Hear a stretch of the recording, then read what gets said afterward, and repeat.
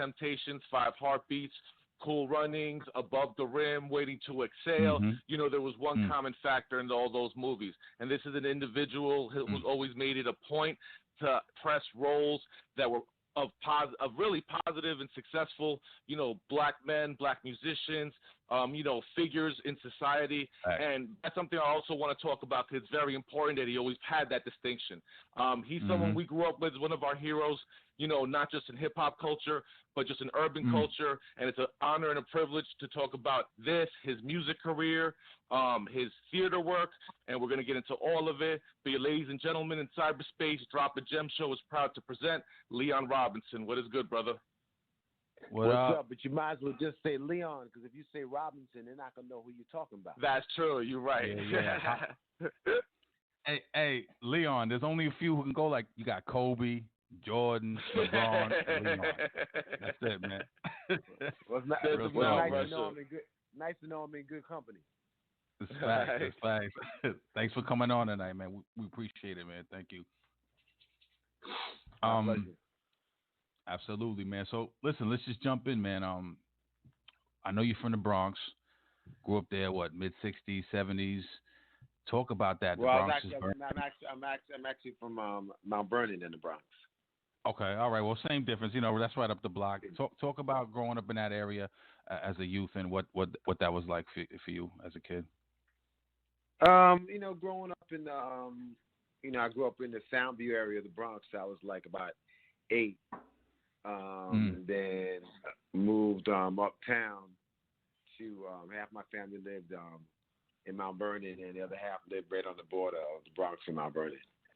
And yeah, it was great. I had a great childhood. You know, I mainly went to parochial schools, went to All Boys Academy in the Bronx, right on the border of Bronx and Mount Vernon, Mount St. Michael's. And I just excelled in athletics. I was a basketball player, all-city basketball player, or whatever basketball player, in New York City. And yeah, that was it. Got a bunch of scholarship offers and went out west to college. And graduate film students saw me on campus and begged me to be in this movie. It was just because of the way I was and the way I looked and my style. And I was like, okay. And tried it and had experience that we all have had, you know, where you sit down with a brother or sister for like about an hour, maybe at lunch or something you never met, and you feel like you've known them so much longer than that time you spent with them. That's the way I felt on a movie set. And so I switched my major, became a drama major, studied acting. And guess what? Now I'm talking to you. There you go. So, you know, you got that other, you got that other part of you, you know, the musician part. Talk about, you know, your influences in the household, musically speaking, and what you were listening to, and how that kind of molded you to be an actor as well. Well, musically, you know, I grew up in a house with my dad. You know, he loved music. His favorite singer was Nat King Cole. And but I grew up listening to a lot of from the very early ages, a lot of Motown music was played in my house. A lot of Marvin Gaye, Smokey Robinson. But at about 11, 12 years old, I heard this album called Natty Dread by Bob Marley. And it kind of changed. It just kind of changed me as far as, you know, the kind of music I started listening to after that. And that reggae drum and bass kind of became the backbeat of my life. So, yeah. So my music that I play now is a mixture between reggae and soul music. You know, it's me, you know, soul reggae. Absolutely. I'm not going to lie, you know, I definitely know you from all your movies. You do a phenomenal job. I'm a fan of your work.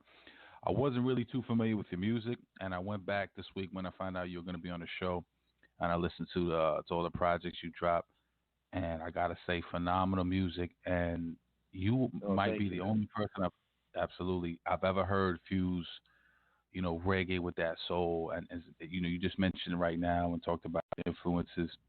Was there any trepidation when you were and your producers were getting ready to work on that, thinking, wow, how are we going to do this? How are we going to fuse reggae and soul together and let it come across where it resonates with people? Well, no, there wasn't at all because we're primarily a live band. I'm not a solo artist. I'm a lead singer and songwriter of a band, Leon and the Peoples. And so, right. And what happens because we're primarily a live band, most of the music that we play on our albums, we've already performed live. So we already know what the response is. We already know whether people like it. And so when we go in to record it, we're just trying to capture what we already found. Right. Okay, I got you. So we go into the acting bug. You got on the movie set, and you kind of like at the beginning of your career. It's kind of like you were working with these future heavyweights, and it's like all early in their careers, like All the Right Moves with Tom Cruise in '83, Flamingo Kid with Matt Dillon in '84.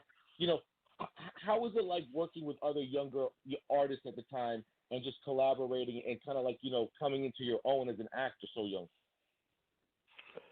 It was great. It was a very unique experience. For me, I was, my friends in the business at the time were exactly, two of those people. Matt Dillon, especially, is one of my best friends ever in this business, and as well as the Sheens and the Penns, Rob Lowe, all those guys. I spent as much time out at their house in Malibu as I did in any place when I was starting my career. And so it was a unique experience, a kid coming from, the Bronx and Mount Vernon, being a part of, this nepotism of these Hollywood kids that were basically born into the business. It was, right. kind of an interesting experience for me to see that, But, I was coming along at a time, too, where, there was like, in movies like that, those studios movies with those kids, there was only one brother in the movie, so I was the one, and maybe and a couple other guys were the others at the time.